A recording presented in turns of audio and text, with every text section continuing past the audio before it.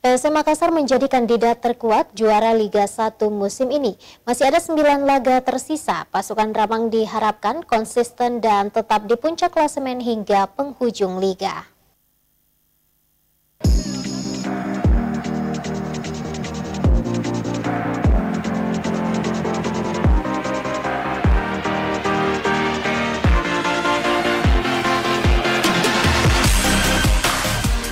PSM Makassar kini sedang dalam tren positif. Dalam 5 laga terakhir, mereka mampu menyapu bersih semuanya dengan kemenangan.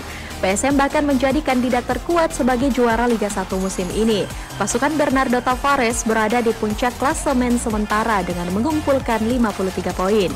Jika PSM mampu menang atas Persebaya di pekan ke-26, maka mereka akan semakin memperlebar jarak dari dua pesaing terdekatnya, Persija Jakarta dan Persib Bandung.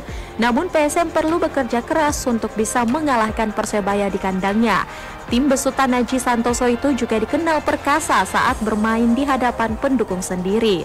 Meski demikian, misi PSM adalah tetap berada di puncak. Mengalahkan Persebaya adalah hal yang harus dilakukan PSM agar kans juara tetap terjaga.